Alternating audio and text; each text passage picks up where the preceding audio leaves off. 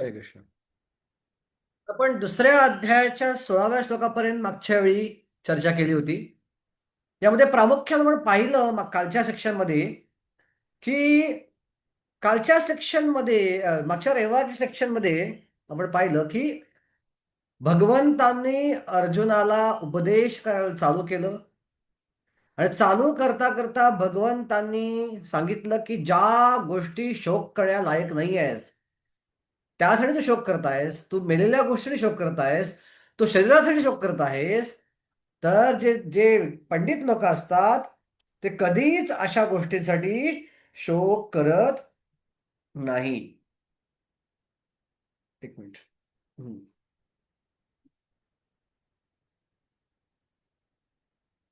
आणि मग भगवंत सिद्ध सांगतात की मुळात ज्यांच्यासाठी तू शोक करतोयस ते ना कधी असतात नव्हत्यास झालं नाही, ना राहणार असं होणार नाही. ते आत्ताही आहेत, आधी होते, नंतर होते. त्यामुळं तू त्याला एकेबारे मारत नाहीच, तुझं शरीर मारतोयस. मग अर्जुन म्हणेल की नाही नाही नाही, पण मी कसं ओळखायचं की ते जिवंत, ते ओळखायचं कसं त्याचा पुनर्जन्म होईल, मला कळणार कसं, त्याला काय तर्क आहे का नाही. तर भगवंत म्हणतात अरे या जन्मातही तुझा अनेक वेळा पुनर्जन्म झालेला आहे, लहानपणापासून ते म्हातारपणापर्यंत अनेक पुनर्जन्म झाले तुझे. सो त्याचप्रमाणे लॉजिकली पुढे होणारच आहे. लहान असं शरीर एवढंच होतं, नंतर शरीर वाढलं वाढलं वाढलं वाढलं, आता म्हातार झालं, म्हातारं शरीर सुटणार आहे. मग या जन्मात एवढी शरीर बदलत आहे तर नॅचरली मेल्यानंतर शरीर बदलणार, यात काही शंका नाही आहे. आणि हे ऐकून धीर व्यक्ती गोंधळून जात नाही. मग अर्जुन म्हणे ठीक आहे, मान्य करतो, पण मला त्रास तर होणारच ना, मला वेदना तर होणारच ना सोडल्यावर शरीर त्यांनी, जर त्यांना पुढच्या शरीर मिळणार आहे. पण मला माझ्या नजरेपासनं, या भौतिक दृष्टीपासनं माझे आजोबा आणि माझे गुरु निघून जाणार, त्याचं काय. आणि भगवंत म्हणतात त्याला सहन करणे हा एकमेव उपाय आहे, सहन केल्याशिवाय पर्याय नाही, असं भगवंत सांगतात. आणि मग पुढं अर्जुन म्हणला ठीक आहे, मी सहन करीन, पण मला फायदा काय होईल सहन केल्यानं. तर भगवंत म्हणतात तुझे सहन केलंस तर तू मृतत्वाकडून अमृतत्वाकडे जाशील. यमिना व्यथा अंते ते पुरुषा पुरुष सेवा सम सुख दुःख धीरा स अमृतत्वाय कल्पते. तू अमृतत्वाकडं प्रवेश करशील. मग अर्जुनाचा मला प्रश्न पडेल की असं जर असेल तर मग ज्यांच्याकडं हे अमृतत्व आलेलं आहे, जे या मार्गावर अग्रेसर आहेत, त्यांची भावना कशी असते, त्यांची मेंटॅलिटी कशी असते. आणि त्याला भगवंत उत्तर देतात नासतो विद्यते भावो नाभाव विद्यते स्वतः उभयस्तोपी द्रष्टुचे तत्व अन्य तत्वदर्शी भी. की त्यांना माहिती आहे की शरीर चिरकाळ टिकू शकत नाही आणि आत्मा कधीच बदलत नाही, असा निष्कर्ष त्यांनी काढलेला आहे. या निष्कर्षाच्या आधारावर ते जीवन जगतात. इथपर्यंत आपण येऊन थांबलेलो होतो. आता आपण श्लोक क्रमांक 17 ते 27, 17 ते 25 या थीमकडे पाहणार आहोत. 17 ते 25 थीम मध्ये, श्लोक क्रमांक 17 ते 25 मध्ये भगवंतांनी आत्म्याचे गुणधर्म काय आहेत, आतापर्यंत आत्मा आहोत, शरीरासाठी शोक करायचं कारण नाहीये, हे सिद्ध केलं की सांगितलं 3-4 श्लोकांमध्ये. आणि काही गोष्टी सहन करायला लागतील, त्याला पर्याय नाहीये. जगातलं एकमेव पुस्तक असं भगवद्गीता जे सांगतं सहन करावं लागेल, फुकट काय मिळणार नाही. कुठलाही मंत्र आयतं काही तुम्हाला मिळणार नाहीये. हरिकृष्ण जपला म्हणजे काय, आयतं मिळणार नाही तुम्हाला इथं. दुःख जीवनामध्ये भोगायला लागणारच आहेत, समस्या भोगायला लागणारच आहेत, फक्त फायदा काय होईल, हरिकृष्ण जपून जर तुम्ही दुःखांना सामोरे गेला तर दुःख सहजगत्या सहन करू शकाल, अलगदपणे त्याला झेलू शकाल, त्यात अलगदपणे बाहेर पडू शकाल. पण ते दुःख येणारच आहेत, समस्या येणारच आहेत, त्या थांबणार नाही आहेत. सो आता अर्जुन मला प्रश्न पडलाय की नक्की अजून मला आत्म्याबद्दल पुरेशी माहिती मिळाली. नक्की आत्मा कसा आहे, त्याचा आकार किती आहे, तो शरीर व्यापलाय का सगळ्यामध्ये समान आत्मा आहे, का तो जन्म घेतलाय कधी त्यानं, नक्की तो निर्माण कधी झाला, त्याचा काय गुण आहे, त्याला कधी त्रास होऊ शकेल, हे मला काय माहित नाहीये. मला या आत्म्याबद्दल जाणून घ्यायचं अजून. आणि म्हणून भगवंतांनी श्लोक क्रमांक 17 ते 25 हे आत्म्याच्या गुणधर्माबद्दल सांगली सिरीज चालू केली आहे. ओके, श्लोक क्रमांक 17. अविनाशी तु तद्विध्यं येन सर्वम् इदं ततं विनाशायम अव्यस्यस्य ना कश्चित कर्तुम अर्हति. अविनाशी तु तत्विद्धीम, अविनाशी नाश रहित, आणि येन सर्वम इदम ततम, जो सर्वव्यापी आहे. सर्वव्यापीचा अर्थ काय आहे? जो पूर्ण शरीराला व्यापून आहे. जो संपूर्ण शरीराला व्यापून आहे ते अविनाशी आहे असे तू जाण. त्या अविनाशी आत्म्याचा कोणीही नाश करू शकत नाही. सो पहिला वर्जन भगवान सांगतायत की आत्मा हा सर्वव्यापी, म्हणजे आपल्या शरीरापुरता सर्वव्यापी आहे. आत्मा सर्वव्यापी हा शक्यच नाही. संपूर्ण जगामध्ये आत्मा हा एकच आत्मा व्यापलेला नाहीये. आत्मा इंडिव्हिज्युअल आहे. सो याचा अर्थ काय आहे? याचा अर्थ आहे की आपल्या शरीरापुरता तो सर्वव्यापी आहे. मग आता सर्वव्यापी याचा अर्थ प्रत्येक कणाकणामध्ये शरीरात आत्मा आहे का? नाही. सर्वव्यापी याचा अर्थ आत्मा एकाच ठिकाणी स्थित आहे. तो हृदयामध्ये स्थित आहे आणि त्याचा आकार अत्यंत सूक्ष्म आहे. आपलं जे आध्यात्मिक जगात या जगात पतन झालं, आध्यात्मिक जगामध्ये आपलं शरीर होतं, आध्यात्मिक शरीर, त्या आध्यात्मिक शरीर सिकुडलं गेलं, सिकुड सिकुड सिकुड सिकुड त्या छोटा आता चितकण झाला, आणि त्या चितकणाभोवती हे भौतिक शरीर विकसित झालं. सो किती आकार आत्म्याचा प्रभात तात्पर्य सांगतात, 2 श्लोक कोट करतात प्रभात तात्पर्यामध्ये, की सर्वव्यापी याचा अर्थ काय आहे. तर आत्मा हृदयात स्थित आहे आणि त्याचा आकार किती आहे? केसाच्या टोकाच्या 10,000व्या भागा एवढा. आता एका सायंटिफिक इन्स्टिट्यूटमध्ये मी हा क्लास देत होतो या या श्लोकावरती, आणि हा श्लोक त्यांना बोललो, केशाग्रेश भागस्य शतांश सदृशात्मक जीव सूक्ष्म रूपो यम सांख्यो अति चित्काण. तर सायंटिस्ट मला चॅलेंज करू लागला. त्यानं कॅल्क्युलेट केलं आपल्या केसाच्या टोकाचं किती किती मायक्रोमीटर आकार आहे, आणि त्याला भागिले 10,000, मग तो किती नॅनोमीटर होईल. म्हटलं प्रभूजी, तुम्ही म्हणता एवढा नॅनोमीटरचा आत्मा आहे, पण आजकाल सूक्ष्मजीव आहेत हे त्याच्यापेक्षा छोटे आहेत, मग त्यात आत्मा नाही आहे का? बघा, त्यात लॉजिक लावलं इथं. आजकालच्या सूक्ष्मजीवाचा आकार त्याच्यापेक्षा कमी आहे, त्याला कसं उत्तर द्यायचं? विद्यामाता तुम्हाला प्रश्न विचारला असा सायन्सच्या टीचरात तुम्ही, की नॅनोमीटर पेक्षा छोटे जीव आहेत बघितलेत आम्ही सूक्ष्म मायक्रोस्कोप खाली, मग त्यात आत्मा नाही का? काय उत्तर द्यायला? आहे प्रभूजी. मग कसं सांगणार त्याला सिद्ध करून आत्मा आहे त्यामध्ये? तुम्ही म्हणता आत्म्याचा आकार मोठा आहे, आमची सूक्ष्म त्यामुळे छोटे आहेत.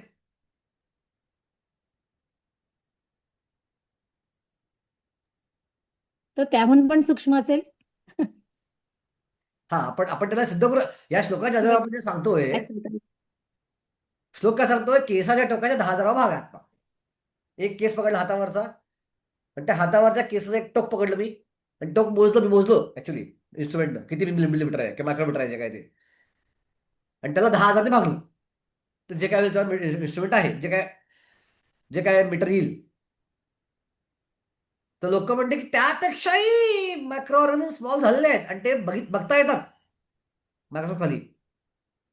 त्यात आत्मा नाही का मग? तर मुळात आपण समजून घेतलं पाहिजे की ही अॅनॉलॉजी आहे फक्त, हे काय लिटरली घ्यायचं नाहीये केसाच्या टोकाएवढा भाग. सांगायचा उद्देश आत्मा फार सूक्ष्म आहे. ओके, दुसरं आपण, काही लोक आर्ग्यू करतील वेद आहे असे घेतले पाहिजेत, वेद लिटर घेतले पाहिजे आपण, वेदांना स्पेक्युलेट करता कामा नये. मान्य, चला ते करतो, मान्य करतो मी. पण जरी आत्मा तेवढा असला, त्या मेजरमेंटनुसार जो काय तो आध्यात्मिक आहे, तो भौतिक नाहीये. आणि आध्यात्मिक मोठा चितकड भौतिक छोट्या गोष्टी बसू शकतो. उदाहरणार्थ, भगवंताचा आकार किती आहे? अगणित आहे, अनलिमिटेड आहे. महाविष्णूचा आकार किती आहे? क्षीरशा विष्णूचा आकार किती आहे? एकाच छिद्रात एक विश्व बाहेर पडतं, केवढा आकार त्याचा असेल. पण तेच महाविष्णू 8 इंच रूपात परमात्मा माझ्या हृदयात पण आहेत, आणि तेवढेच 8 इंच परमात्मा अमिबामध्ये पण आहेत. मग कसं 8 इंच परमात्मा अमिबात बसणार? कारण ते आध्यात्मिक आहेत. आध्यात्मिक स्फुल्लिंग हे छोट्या भौतिक गोष्टी बसू शकतं. त्याला भौतिक मेजरमेंट नाहीये. ती मेजरमेंट अशी पट्टीने मोडण्यासारखी मेजरमेंट नाहीये. भौतिक गोष्टी तुला मोजता येत नाही, ते वेगळंच माप आहे. आणि ते एवढं सूक्ष्म आहे की आपल्याला जी कल्पना करण्यासाठी सांगितलं शास्त्रामध्ये, की एवढ्या तुम्हाला पाहिजे ना आत्मा किती छोटा आहे, हा एवढा छोटा आहे बाबा आत्मा. ओके. ओके, उत्तर झाले. एका चॅट बॉक्समध्ये उत्तर आले मला काहीतरी. एक मिनिट. प्रभूजी, ते फक्त एका सूक्ष्म उदाहरण मेजरमेंट म्हणून दिलं जातं म्हणून. येस, बरोबर आहे शुभम प्रभू, बरोबर, परफेक्ट. थँक्यू. तर छोटा आत्मा, मोठा आत्मा छोट्या भौतिक शरीरामध्ये बसू शकतो. उदाहरणार्थ, एकदा परमपूज्य राधान महाराजांना एका भक्ताने चॅलेंज केलं होतं. एका एका अभक्ताने चॅलेंज केलं होतं. त्यांना कुठेतरी कथेमध्ये ऐकलं की महाभारताच्या युद्धामध्ये किती माणसं होती माहितीये तुम्हाला?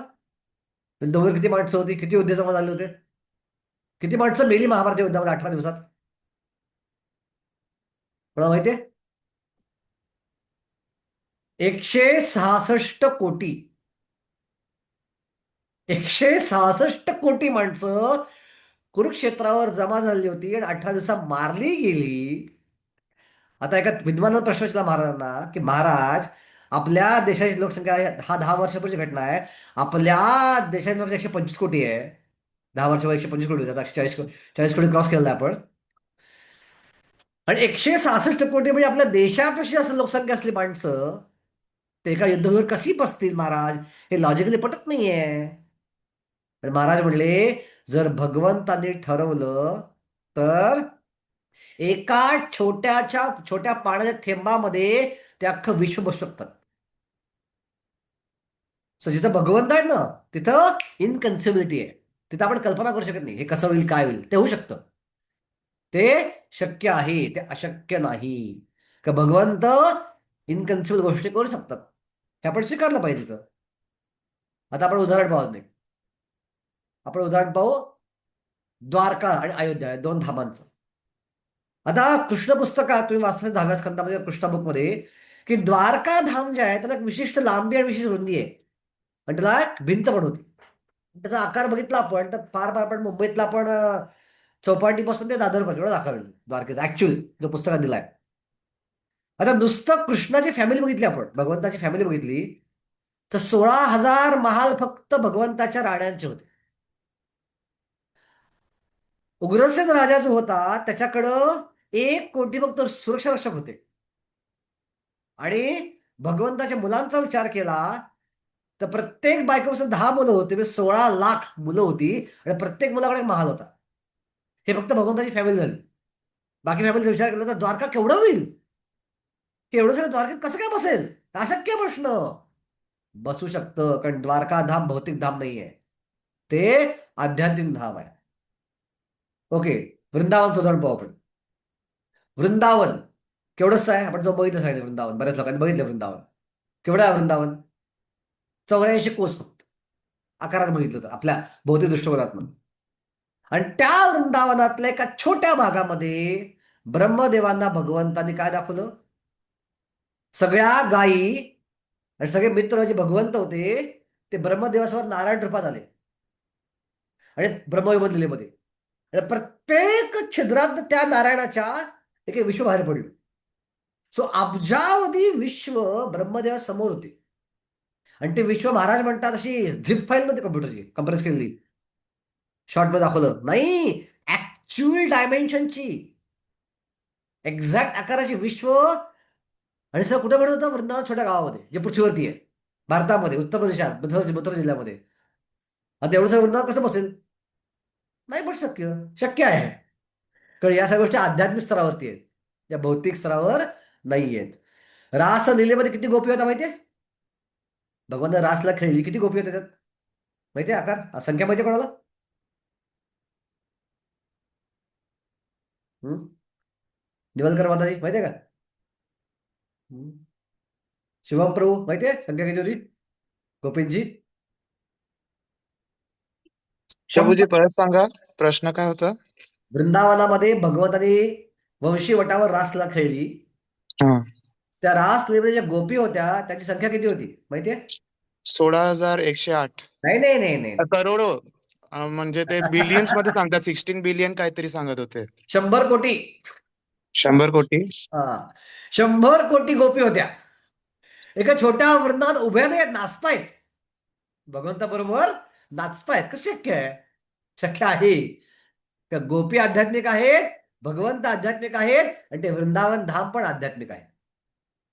आणि आध्यात्मिकमध्ये भौतिक साईज काम करत नाही. तर आपण या दृष्टीकडे बघितलं पाहिजे. गोंधळ जर कोणी अभक्तांना प्रश्न विचारला, असं कसं शक्य आहे, छोटासा एवढा आत्मा, आकार एवढा म्हणता तुम्ही, पण त्यामध्ये छोटे जीव आहे, त्यात पण आत्मा आहे, त्यात पण आत्मा आहे. जिथं जीवन आहे तिथं आत्मा असलाच पाहिजे. ओके. सो आत्मा हा सर्वव्यापी, याचा अर्थ काय? आत्मा हृदयात स्थित आहे आणि त्या आत्म्याचा प्रकाश जो आहे तो शरीरभर पसरला आहे. आणि आत्म्याचा प्रकाश शरीरभर पसरल्यामुळं जरी आत्मा इथं आहे, सगळ्या शरीराला चेतना जाणवते, संवेदना जाणवतात, वेदना जाणवतात, पण तो आत्म्याचा प्रकाश आहे. तो आत्मा प्रत्येक ठिकाणी नाहीये. आणि ते चेतना वाहती कशातनं? रक्तातनं. सो जिथं रक्त आहे तिथं वेदना संवेदना आहे. जिथं रक्त नाही तिथं वेदना होत नाही. बघा, केस केस कापताना वेदना होतात का? नाही होत. केस उपटायला गेलं तर वेदना होतात, का तिथं रक्त आहे खाली मुळाशी. नख कापताना वेदना होतात का? नख कापताना नाही. नख हा डेड पार्ट आहे, पण नख उपटायला गेलं तर मुळाशी रक्त आहे, तिथं वेदना होतात, संवेदना होतात. सो हा प्रकाश जो आहे आत्म्याचा, रक्ताच्या माध्यमातून शरीरामध्ये वाहत असतो, म्हणून तो सर्वव्यापी म्हणलाय. तर या शरीरावरच पूर्ण कंट्रोल आहे, पूर्ण नियंत्रण आहे. पण याचं संपूर्ण शरीर आत्मा आपला आतमध्ये नाही आहे. ओके. ओके. आता आपण पुढे जाऊया. श्लोक क्रमांक 18. अंतवत्तु मे देहा नित्यसिक्त शरीरिणः अनाशेन अप्रमेयस्य तस्माद्युद्धस्व भारत. तर भगवंत म्हणतात, अविनाशी, अमर्याद आणि शाश्वत जीवात्म्याच्या शरीराचा निश्चितपणे अंत होणार आहे. म्हणून भरतवंशा तू युद्ध कर. ज्या शरीरासाठी शोक करतोयस ते शरीर मरणार आहे. एनिवे ते मरणारच आहे, आत्ताच मारून टाक आणि पुढच्या त्या जीवात्म्याला नवीन शरीर दे, त्यांना तरुण शरीर मिळू दे. आत्ताच मारून टाक आणि तुझं युद्ध करायचं कर्तव्य तू अवश्य कर. सो इथं भगवंताने तीच गोष्ट मगाशी अधिक वेगळ्या प्रकारे सांगितली आहे की आपला आत्मा अमर्याद आहे. याचा अर्थ काय आहे? आपल्या शरीरापुरता तो अमर्याद आहे, पण तो एक छोटासा स्फुलिंग आहे. तो जगदव्यापी होऊ शकत नाही. अविनाशी आणि शाश्वत तर आहेच. तात्पर्यात प्रभुपाद लिहितात, वेदांत सूत्रामध्ये जीवाला तेजोगुणी म्हणले आहे, कारण तो परमश्रेष्ठ प्रकाशाचा अंश आहे. ज्याप्रमाणे सूर्यप्रकाश संपूर्ण सृष्टीचे पालन पोषण करतो, त्याचप्रमाणे जीवात्म्याचा प्रकाश, बघा जीवात्मा म्हणलेले आहे, जीवात्म्याचा प्रकाश या भौतिक शरीराचे पालन पोषण करतो. जीवात्म्याने भौतिक शरीराचा त्याग केल्यावर तात्काळ शरीर सडण्यास प्रारंभ होते. कधी कधी असं वाटतं, असं घडलं काय काय ठिकाणी, की शरीर सुटल्यावर केस वाढतात काय काय ठिकाणी. एखादा प्रश्न विचारला, आम्ही काय काय ठिकाणी बघितलंय आणि डिस्कवरी पण सांगितलं असं की शरीर मेल्यानंतर काय अशी गोष्ट जी वाढते तर केस. ते केस जे वाढणं असतं ना, ती एक थोडीशी मोमेंटरी रिॲक्शन असते बॉडीची. उदाहरणार्थ, तुम्ही बघितलं माहिती मला, पण बघितलं प्रत्यक्ष. कबंद कबंद माहिती, कबंद एक असं महाभारतामध्ये वर्णन आहे की ज्यावेळी डोकं कापलं जायचं ना योद्ध्याचं, ते योद्ध्याचं धड लढायचं. किंवा बाजीप्रभू देशपांडे आपण ऐकले महाराष्ट्रामध्ये लढत होते शिवाजी महाराजांसाठी. ते घोडखिंड अडवून धरले त्यांनी, सगळी खिंड अडवून धरली होती महाराज कोचा विसागडावर म्हणून. तसं वर्णन आहे, बाजीप्रभू देशपांडे तो डोकं कोण कापलं होतं. आणि जोपर्यंत तोफेचा आवाज येत नाही तोपर्यंत काही काळ धड त्याचं लढलं होतं. तर खरं आहे, पण त्यात आत्मा नसतो. तो आत्मा जात असतो बाहेर आणि आत्मा ऑलमोस्ट गेलेला असतो. ती टेम्पररी रिॲक्शन असते फक्त. काय म्हणतात एक इनर्शिया असतो, टेम्पररी इनर्शिया असतो. आता मी प्रत्येक डोळ्यात बघितलं आहे. आमच्या एरियामध्ये जिथे मी राहायचो लहानपणी, एक मुसलमान नगरसेवक होता. आणि नगरसेवक असल्यामुळं ईदच्या वेळी, बकरी ईदच्या वेळी तो भर रस्त्यात बकरी कापायचा, त्यांचा सण म्हणून. पण नगरसेवक आहे, त्याला कोण काय म्हणणार. तर भर बकरी कापत होता आणि बघितलं मी की ज्यावेळी बकरीचं डोकं वेगळं झालं धडापासनं, ते धड थरथरत होतं काही काळ. आणि ते धड लावायचा, स्वतःला त्या डोक्याला लावायचा प्रयत्न करतो. अजून आत्मा गेलेला नव्हता. थोडा काही क्षण तो मोमेंटरी इनर्शिया म्हणतो आपण किंवा जडत्व म्हणतो आपण, तो आत्मा शिल्लक होता. सो त्याप्रमाणे कधी कधी आत्मा सोडून गेल्यावर ती शरीराची टेम्पररी रिॲक्शन असते की थोडे केस वाढतात, पण परत ऑटोमॅटिकली ते वाढणं बंद होतं आणि ते ऑटोमॅटिक शरीर सडून जातच. यावरून कळून येते की जीवात्मा हाच या शरीराचे पालन करतो. केवळ शरीर हे महत्वपूर्ण नाही. भौतिक शरीराबद्दल विचार न करता धर्माप्रित्यर्थ युद्ध करण्याचा सल्ला अर्जुनाला देण्यात आला होता. ओके. तरी पण भगवंताने बघितलं की अर्जुनाच्या मनात भीती आहे की नाही नाही तरी कसं मारू यांना. ठीक आहे, तुम्ही म्हणताय शरीर आत्मा म्हणताय, पण ते त्यांना कसं, माझ्या आजोबाला कसं मारू मी, ही भीती अजून गेलेली नव्हती. आणि त्याची भीती करण्याचे भगवंत पुढचा श्लोक 19 श्लोक बोलत आहेत. या एनं वेत्ति हंतारम यश्चैनं मन्यते हतम उभयं तौ ना विजानीतो नायम हंती न हन्यते. ज्याला वाटते की जीवात्मा मारणार आहे किंवा तो मारला जातो, तो अज्ञानामध्ये आहे. सो तुला असं वाटत असेल की तू जीवात्मा मारशील, तो मारणार नाहीये आणि तो मारला जाणार पण नाही तुझ्याकडनं. तू मारू शकणार नाहीस, तुझ्याकडनं मारला जाणार नाहीस, हे अज्ञानामुळे लोक असं म्हणतात. कारण जीवात्मा मारित नाही किंवा मारलाही जात नाही. आता लोक या श्लोकाचा गैर अर्थ घेऊ शकतात. चला, मी कोणाला मारत नाहीये तर मी कोणाला मारूच शकत नाही, आणि मी कोणाला मारलं तर मारला जातच नाही. चला आपण याचा वापर करूया आणि जे माणसं मला आवडत नाही त्यांना मारून टाकतो. जे घरातले नातेवाईक मला आवडत नाही त्यांना मारून टाकतो. जे माझे मित्र म्हणजे मला कॉलेजमधले मुलं मला आवडत नाहीत त्यांना मारून टाकतो. असा काही गैर अर्थ, काही दुष्ट प्रवृत्तीचे लोक घेऊ शकतील. म्हणून गीताचा गुरु पाहिजे, प्रभुपाद पाहिजे, तात्पर्य पाहिजेत. तात्पर्य प्रभुपाद क्लिअर करतात, नाही हा याचा अर्थ नाही. ठीक आहे, प्रभुपाद तात्पर्य देतात, तथापि ही गोष्ट शरीराच्या हत्येला मुळीच उत्तेजना देत नाही. गुडसूट हत्या करायला वेदशास्त्र का गीता परवानगी देत नाही. मा हिंसा सर्वभूतानी, कुणाचीही हिंसा करू नये, अगदी मुंगीची पण नाही. महाभारतामध्ये सांगितलंय, आपण जर मुंगीची हत्या जरी केली त्याला पण रिॲक्शन आहे, त्याला पण रिॲक्शन आहे, ती रिॲक्शन येणार. फक्त आपण जर हळहळ व्यक्त केली की अरे अरे अरे अरे माझ्याकडनं चुकून आज एक मुंगी मारली गेली, तर त्या हळहळीमुळं ती रिॲक्शन निघून जाते. पण छोटी मुंगी आहे. आणि दुसरी गोष्ट, ग्रहस्थांसाठी पंचयज्ञ सांगितलेत की नकळतपणे स्वयंपाक करताना, झाडू मारताना, चूल पेटवताना, पाणी भरताना, या आणि एक गोष्ट विसरला काय तुम्ही, त्या या 5 गोष्टी करताना नकळतपणे जीवात्मे मारले जातात. साधं मी तर असं मारलं जरी टचकन तरी माझ्या हातावरच्या अनेक पेशी मारल्या गेल्या, अनेक जीवात्मे मारले गेले. म्हणून यांची रिॲक्शन निघून जाऊन प्रत्येक गृहस्थसाठी पंचयज्ञ पूर्वी सांगितले होते शास्त्रामध्ये की 5 प्रकार यज्ञ केले पाहिजे ते रिॲक्शन घालवण्यासाठी. आणि असं कोणी ते यज्ञ करत नाहीये. पण आपण सुदैवानं इस्कॉनशी जोडलं गेलो आणि आपण हरे कृष्णा करतोय. हरे कृष्णाचं ते ऑटोमॅटिक सगळं निघून जातं. सेपरेट आपल्याला यज्ञ करायची गरज पडत नाही. हा वैदिक आदेश आहे. तसेच जीवात्मा मारला जात नाही ही समजूत पशुहत्येलाही प्रोत्साहन देत नाही. चला, मी कुठं कोंबडीला मारतोय, आत्मा मारतोय कोंबडीचा, चला कोंबडी कापून खाऊया आपण. पशुहत्येला प्रोत्साहन देत नाही. कोणाच्याही शरीराची अधिकाराविना हत्या करणे निंदनीय आहे. तसेच राष्ट्राच्या आणि भगवंताच्या दंडसंहितेनुसार निश्चित दंडनीय आहे. तरीही अर्जुनाला केवळ लहरी खातर नव्हे तर धर्मतत्वांकरता हत्या करण्यास नियुक्त करण्यात आले होते. ओके. ज्यावेळी प्रभुपाद प्रचार करत होते अमेरिकेत, त्यावेळी अमेरिकेमध्ये हिप्पी लोकांसमोर एक मोठा प्रश्न होता, व्हिएतनाम वॉर बरोबर आहे का चुकीचं आहे. आणि सगळे व्हिएतनाम वॉरवर चिडले होते सरकारवर, आणि ते फ्रस्ट्रेट होत हिप्पी मधले होते. आणि त्यात प्रभुपादांनी शिकवायला गेले. आणि प्रभुपाद सांगतात गीतेमध्ये, भगवंताने अर्जुनाला युद्ध करायला प्रवृत्त केलं. प्रभुपाद व्हिएतनाम वॉर करतं ते बरोबर आहे का? बरोबर नाही. त्याचे काही संबंध नाहीये. हे धर्मयुद्ध होतं, ते भगवंताच्या आदेशावर चाललं होतं, ते भगवंताच्या आनंदासाठी होतं. व्हिएतनाम युद्धात स्वार्थाचा परिणाम आहे. तर व्हिएतनाम युद्ध चुकीचं आहे.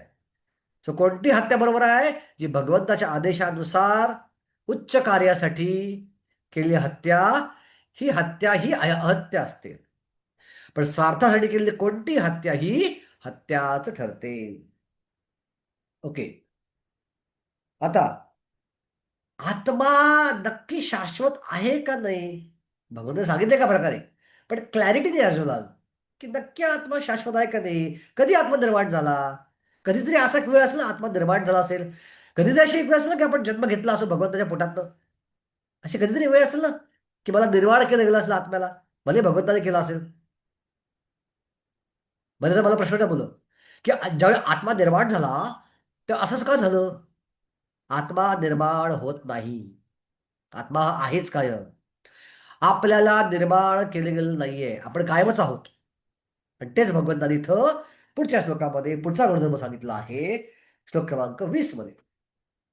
न जायते म्रियते वा कदाचित नायं भूत्वा भविता वा न भूया अजो नित्य शाश्वतोऽयं पुराण न हन्यते हन्यमाने शरीरे. कोणत्याही काळी आत्म्यासाठी जन्म नाही आणि मृत्यूही नाही, आणि काळाच्या पलीकडे पण नाही. त्याचा जन्म झाला असं होत नाही, त्याचा जन्म होतो असे नाही, आणि त्याचा जन्म होणार आहे असे नाही. तो अजन्मा, सनातन, तो कायमच आहे, नित्य अस्तित्वात असणारा आणि पुरातन आहे. शरीराचा नाश झाला तरी त्याचा नाश होत नाही. सो आत्मा कधी कधी काही भक्त लोक समजावून सांगताना म्हणतात की आत्मा जेव्हा निर्माण झाला, हे कधी कधी आपल्याला समजावण्यासाठी सांगितलं होतं, कारण आपल्या प्रत्येक गोष्टीची उत्पत्ती आणि संहाराचा अनुभव आहे. जी काय आपण जगात पाहतो त्याला कुठेतरी सुरुवात झाली आहे आणि कुठेतरी शेवट होणार आहे, आणि त्या कंडिशनमध्ये आपण अडकलो आहोत. आणि त्या कंडिशनमध्ये एखादी गोष्ट समजवण्यासाठी कधी कधी जे आपलं जग निर्माण केलं गेलं, आपल्याला चॉईस दिला गेला, इकडे राहायचं इकडे राहायचं आहे, मग आपण ठरवलं इकडे राहायचं आहे, भौतिक जगामध्ये आपण इकडे आलो खाली, असं समजावलं जातं. पण ते एक्झॅक्ट खरं नाही. कारण मुळात आत्मा निर्माण होतच नाही. आत्मा हा शाश्वत आहे. जसं आग लागल्यावर ते प्रकाश आणि उष्णता असतेच असते, ती सेपरेट निर्माण होत नाही, ते ऑटोमॅटिक त्यावर पॅकेजमध्ये येते. सो भगवंत आहेत म्हटल्यावर सगळे जीवात्मे हे त्यांचं पॅकेज आहे, ते असणारच असणार. ओके. तो प्रभुपाद पुढं दुसऱ्या दुसऱ्या परिचय देतात. कधी कधी आकाशातील ढगामुळे किंवा इतर काही कारणास्तव आपल्याला सूर्य दिसू शकत नाही, तरी सूर्याचा प्रकाश त्या ठिकाणी नेहमी असतो, आणि आपली खात्री आहे की दिवसाची वेळ आहे.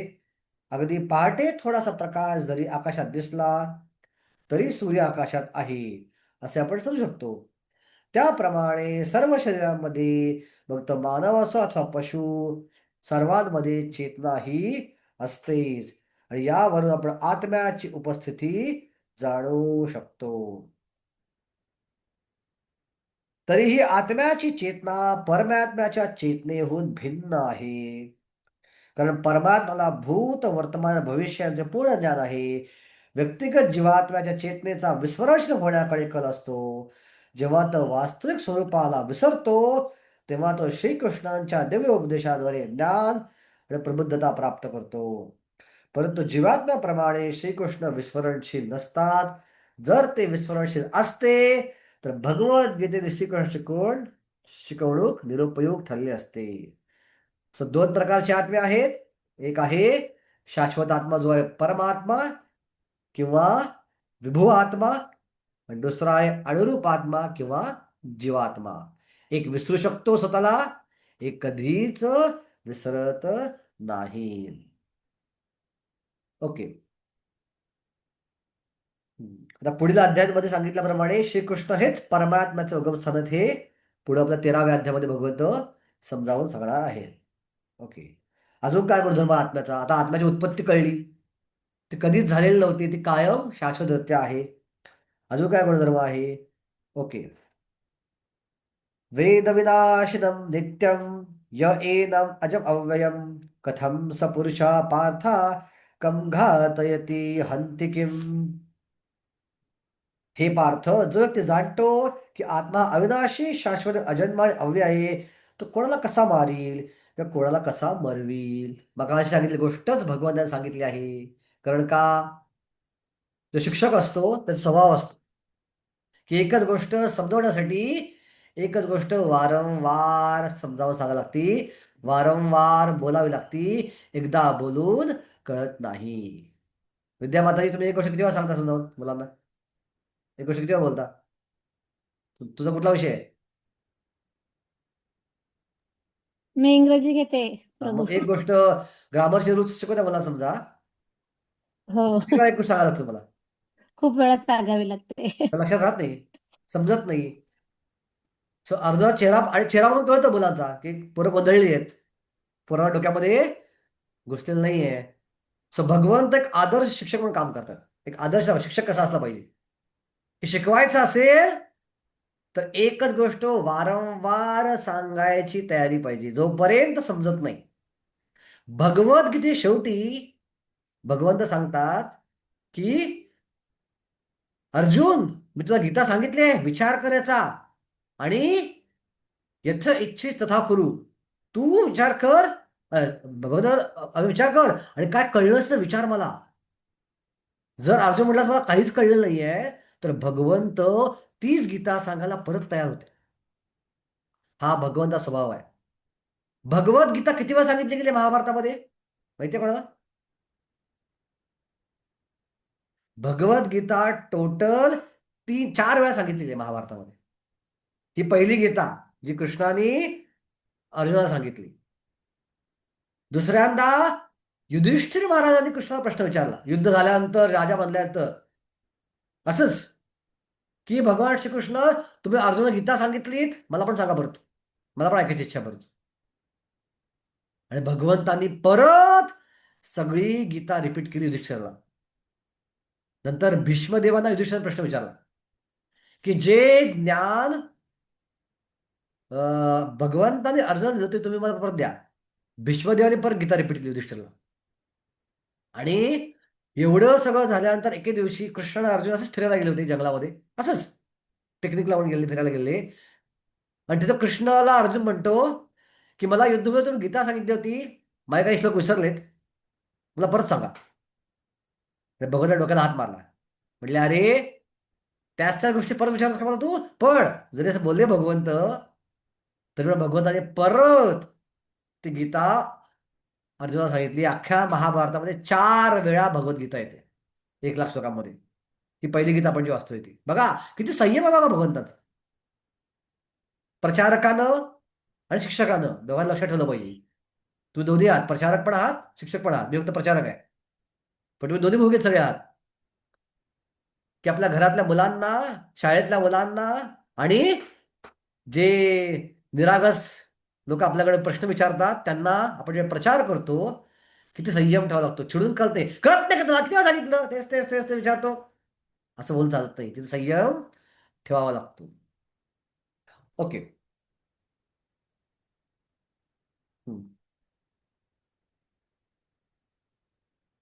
ओके, प्रभुपाद तात्पर्य काय महत्वाची गोष्ट सांगतात.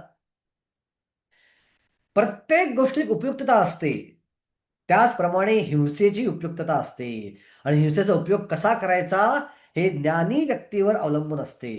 जर खुनाबद्दल अपराधी असणाऱ्या एका व्यक्तीला न्यायाधीशाने मृत्यूदंडाची शिक्षा फरमावली, तर त्यासाठी न्यायाधीश दोषी ठरवता येत नाही, कारण तो न्यायसंहितेनुसार शिक्षा फरमावतो.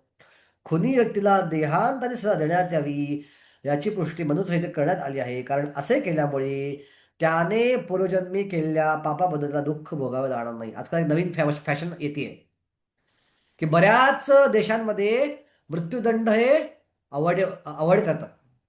आम्हाला मरण द्यायचा अधिकार नाही असं न वाटतं, पण ते देणं आवश्यक आहे, कारण ते दिलं नाही तर पुढच्या जन्मात त्याला अधिक भोगावं लागतं. त्याला आत्ताच मृत्यूदंड खुद्याला मिळाला, त्याचा पुढच्या जन्मात चांगला होऊ शकतो. बघा किती किती विचार करून रचना केली आपल्या वेदांमध्ये. त्याचप्रमाणे श्रीकृष्ण जेव्हा अर्जुनाला युद्ध करण्याची आज्ञा देतात, तेव्हा निश्चितपणे जाणले पाहिजे की या प्रकारची हिंसा ही उच्च प्रतीच्या न्याय प्रदानासाठी आहे, आणि यासाठीच अर्जुनाने त्यांच्या आज्ञेचे पालन केले आहे. श्रीकृष्णा प्रत्यक्ष युद्ध करताना केलेली या प्रकारची हिंसा ही मुळीच हिंसा नाही, कारण कोणत्याही परिस्थितीत आत्मा मारला जात नाही. आणि एका प्रकारे श्रीकृष्णासमोर युद्ध केल्यामुळं सगळ्या कुरुक्षेत्र योद्ध्यांना मुक्ती मिळाली. सगळे मुक्त झाले. का? मरताना ते भगवंताला पाहून मरत होते. भागवतमध्ये श्लोक आहे तिसऱ्या स्कंदामध्ये. तथैव चान्ये नरलोकवीरा ये आहवे कृष्ण मुखारविंदम नेत्रै पिबन्तो नयनाभिरामं पार्थास्त्रपूता पद्मापुरस्य. तथैव चान्ये नरलोकवीरा, जे नरलोकवीर जमले होते महाभारत युद्धामध्ये, ही आहवे कृष्ण मुखारविंदम, त्यांनी काय पाहिलं? कृष्णाचं मुख पाहिलं. कृष्ण मुखारविंदम नेत्रे पिबंतो नयनाभिरामम, आपल्या डोळ्यामध्ये, त्या डोळ्याद्वारे त्याचं रूप पिलं. आणि पार्थ अस्त्र पुता, अर्जुनाचे बाण घुसत होते आणि त्या बाणाद्वारे शुद्धता मिळत होती, शुद्धीकरण होत होतं त्या घुसल्यामुळं. पार्थ अस्त्र पूता शुद्ध झाले. पद्मापुरस्य, त्याने भगवत धाम प्राप्त केलं. सो हत्या केली का अर्जुन? सगळ्यांना भगवत धाम दिलं. अरे केवढं फायद्याचं आहे. चांगलं आहे ना, माझी हत्या कर, मी भगवत धाम जाणार असतो. काय काय प्रॉब्लेम आहे, करून टाक माझी हत्या. तेवढा फायदा अर्जुन सगळ्यांना करून दिला. एकदा श्रील प्रभुपाद आपल्या शिष्यावर अमृतसरला गेले होते. अमृतसरला एका घरामध्ये ते गेले. तिथे एका एका गृहस्थांना आमंत्रण दिलं घरामध्ये. आणि त्या ग्रहामध्ये अनेक प्राणी म्हणून ठेवले होते. गेंडा, गेंड्याचं कातडं होतं, वाघाचं कातडं होतं, चित्त्याचं कातडं होतं, हत्तीचं कातडं होतं. आणि तो व्यक्ती अभिमान सांगत होता, मी क्षत्रिय आहे आणि मी शिकार केले प्राणी सगळे येथे जंगलात जाऊन. आणि मग तो प्रभुपाद म्हटला, प्रभुपाद ऍक्च्युली महाभारताच्या युद्धामध्ये मी होतो आणि कौरवांच्या बाजून लढलो, असं प्रभुपाद सांगू लागला. आणि प्रभुपाद हसू लागले. प्रभुपाद म्हणले, नाही नाही, शक्यच नाही असं म्हणून. कारण जे कोणी महाभारत युद्धामध्ये होते ते सगळे मुक्त झालेत. त्यामुळे तू त्या युद्धामध्ये असणं शक्यच नाही. तरी पण जरी आपण मान्य करू तू होतास आणि कौरवांच्या बाजू होतास, आता कृष्ण भावनामृत आंदोलन आलेलं आहे. आता संधी आहे, तू कृष्णाच्या बाजूने ये आणि हरे कृष्ण जप चालू कर. आता या जप तुला मुक्ती मिळू शकते. Okay okay. पण श्लोक क्रमांक 22 बघूया. श्लोक क्रमांक 22 मध्ये भगवंत एक उपमा देऊन, एक अनालॉजी देऊन, आत्म्याचा पुढचा गुणधर्म की आत्मा परत जन्म घेतो आणि आत्मा शरीर का सोडतो, हा गुणधर्म जो आहे एका साध्या सोप्या समजणाऱ्या उपमाद्वारे, अनालॉजीद्वारे भगवंत सांगत आहे. वासांसी जीर्णानि यथा विहाय नवानि गृह्णाति नरोपराणि तथा शरीराणि विहाय जीर्णानि अन्यानि संयाति नवानि देही. ज्याप्रमाणे मनुष्य जुन्या वस्त्रांचा त्याग करून नवीन वस्त्र धारण करतो, त्याप्रमाणे आत्मा ही जुन्या आणि निरुपयोगी शरीराचा त्याग करून नवीन शरीर धारण करतो. Simple analogy. शरीर वस्त्राप्रमाणे आहे. वस्त्र जसं आपण फेकून देतो खराब झालं की, दरवर्षी नवीन युनिफॉर्म मुलांना शाळेमध्ये असताना आपण घ्यायचो ना, यावर्षी युनिफॉर्म वापरत नाही, पण पुढच्या वर्षी नवीन युनिफॉर्म पाहिजे मला, पण तो खराब झालाय, माझा आकार वाढलाय, आता वाढ झाली माझी.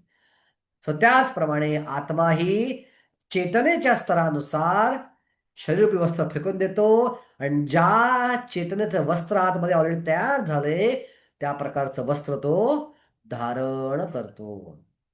आत्म्याला आकार आहे का? आहे. शर्टाला आकार काय? तर मग शरीराला आकार आहे म्हणून शर्टाला आकार आहे. कपड्याला आकार काय? तर माझ्या बॉडीला आकार आहे म्हणून कपड्याला आकार आहे. सो त्याचप्रमाणे जे शरीर आहे, जे आपल्या आत्म्याचा वरचा असला कपडा असल्यापैकी आहे, त्याला आकार कसा नसेल? त्याला आकार आहे. मग कोणता आकार आहे? हा जो माझा चेहरा दिसतोय असा आकार आहे आत्म्याचा माझा? पण तुमचे चेहरे तुमच्या आत्म्याचा आकार आहे का? अजिबात नाही. हा आपल्या सूक्ष्म शरीराचा आकार आहे. हा जो आकार मला प्राप्त झाला तो कशावर झाला आहे? माझ्या मागच्या जन्मातल्या कर्मामुळं मी माझी चेतना विकसित केली आणि त्या चेतनेनुसार सत्व रजतमचं कॉम्बिनेशन तयार झालं आणि त्या कॉम्बिनेशन सूक्ष्म शरीर तयार झालं आणि त्याच्याभोवतीच हे स्थूल शरीर आहे. आपण ज्यावेळी मरतो, ज्या गुणांचं आपण एकत्रीकरण करतो त्या गुणांच्या कॉम्बिनेशननं सत्व जास्त, रजस्तम कमी, तमस कमी, रजस जास्त, सत्व कमी, तमस कमी, जे काय आपलं कॉम्बिनेशन असेल त्या कॉम्बिनेशननुसार आपल्या सूक्ष्म शरीराचा एक आकार तयार होतो आणि त्या सूक्ष्म शरीराभोवती स्थूल शरीर विकसित होतं. आत्ता आपल्या आत्म्याला आकार विकसित झाला नाहीये. आपल्या आत्म्याचा आकार विकसित कधी होईल? आपण भाव स्तरावर जाऊ भक्तीच्या. श्रद्धावरनं भावस्तरावर जाऊ आपण. श्रद्धा, साधुसंग, भजन क्रिया, अनर्थ वृत्ती, निष्ठा, रुची, आसक्ती, भाव आणि प्रेम. आसक्ती क्रॉस करून भावामध्ये प्रवेश करू. तिथं आपला आत्मा जो आहे तो एक्सपांड व्हायला लागेल आणि आपल्या आत्मा शरीर फुटेल, ते आध्यात्मिक शरीर असेल. आपलं भौतिक मन आणि बुद्धी जळून जाईल, वितळून जाईल, आपल्या आत्म्याला आदेश होईल. आणि जेव्हा प्रेमस्तरावर आपण जाऊ, आपल्या आत्म्याला आतमध्ये पूर्णपणे आपलं स्वरूप जे आहे आध्यात्मिक जगातलं ते फुटलेलं असेल, ते प्राप्त झालेलं असेल. वरचं फक्त नारळाचं गोटा जसा मोकळा होतो तसं वरचं फक्त एक आवरण फक्त शिल्लक राहील, जे शरीर मेल्यावर निघून जाईल आणि आत्मा डायरेक्टली भगवत धामात प्रवेश करेल. बघा, सो आत्ता माझं शरीर आवरण आहे. हा कपडा जो आहे त्याच्या आतला जो व्यक्ती आहे तो कोण आहे? सूक्ष्म शरीर आहे. ज्याच्यावर ज्याचा आकार हा माझ्या आत्ताचा चेहरा माझा तसा आहे. आणि मला या प्रकार शरीर प्राप्त त्याप्रमाणे झालेलं आहे. ओके. आता आत्म्याचे पुढचे गुणधर्म. नैनम छिन्दन्ति शस्त्राणि नैनम दहति पावकः न चैनम क्लेदयन्तोऽपि न शोषयति मारुतः. साधारणपणे आजच्या जगामध्ये दोन प्रकारचे शस्त्र आहेत फक्त. एक म्हणजे सॉलिड स्थायी शस्त्र, गोळी किंवा तलवार किंवा कापडं. आणि अग्नी, बॉम्ब, ॲटम बॉम्ब, हा बॉम्ब, तो बॉम्ब जाळून काढेल. पण पूर्वीच्या काळी 4 प्रकारची शस्त्र होती. कापणारी, जाळणारी, ओलं करणारी आणि वाळवणारी. अर्जुनाकडे बाण होते, जे बाण कापू शकत होते, जे बाण जाळू शकत होते, जे बाण ओलं करू शकत होते आणि जे बाण वाळवू शकत होते. हे सगळ्या प्रकारचे बाण योद्ध्यांकडे होते, अर्जुनाकडे होते. अर्जुना, यातलं कुठलंही शस्त्र वापरलंस तर यांच्या आत्म्याला काहीच होणार नाहीये. कारण का? आत्म्याचे कोणत्याही शस्त्राद्वारे तुकडे करता येत नाहीत, अग्नीद्वारे जाळता येत नाही, पाण्याद्वारे त्याला भिजवता येत नाही, तसेच वाऱ्याने त्याला सुकवताही येत नाही. हे आत्म्याचे गुणधर्म आहेत. आत्मा या प्रकारे कशाद्वारेही नष्ट होऊ शकत नाही. ओलं आलं शरीर ओलं होतं, आत्मा कधीच ओला होऊ शकत नाही. त्यामुळं हे लोक कधीच मरणार नाहीयेत. अर्जुना, युद्ध करायला तयार हो. ओके. आता हा श्लोक परत एका आदर्श शिक्षकाप्रमाणे अर्जुनाने भगवान परत सांगितलंय. मग असे निगेटिव्ह नैनम नैनम नैनम नैनम, आता पॉझिटिव्ह करून सांगितलं. ठीक आहे. निगेटिव्ह काय गोष्ट सांगितली त्यालाच पॉझिटिव्हली करून परत श्लोक क्रमांक 24 मध्ये भगवंताने सांगितलं आहे. अच्छेद्योयम अद्वयोयम अक्लेदोयम अशोष एव च नित्य सर्वगत स्थाणोर अचला अयम सनातनः. हा आत्मा अविद्रव्य बंध तुटणारा आहे. अच्छेद्योयम, मग काय म्हटलं? नैनम छिंदंती, आता अच्छेद्योयम तो शब्द आहे. त्यानंतर अक्लेदोयम न शोषयती, आता सॉरी अदह्योयम, न जाळणार. मग अशी नैनम दहती, आता अदह्योयम. अक्लेदोयम नच क्लेदयंतोपी, आता अक्लेदोयम. आणि अशोष्य, नैनम शोषती अशोष्यम. हा अविनाशी, हा आत्मा अविद्रव्य बंध तुटणार आहे आणि त्याला सुकवणे किंवा जाळणे शक्य नाही. हा नेहमी टिकणारा, सर्व अपरिवर्तनीय, निश्चला, नित्य सारखाच राहणार आहे. हा आत्म्याचा सिद्धांत आहे. प्रभुपाद म्हणतात या बाबतीमध्ये अद्वैत सिद्धांत लागू करणे शक्य नाही. भौतिक दोषांपासून मुक्त झाल्यावर अनुरूप आत्मा भगवंतांच्या तेजोमय करणामध्ये आध्यात्मिक स्फुल्लिंग म्हणून राहू शकतो. परंतु जे बुद्धिमान जीवात्मे असतात ते भगवंताच्या सान्निध्यात राहण्यासाठी आध्यात्मिक लोकात प्रवेश करतात. सो जी मुक्ती आहे, अद्वैतवादी मुक्ती आहे, त्यामध्ये आत्मा मिक्स होत नाही परमात्म्यामध्ये.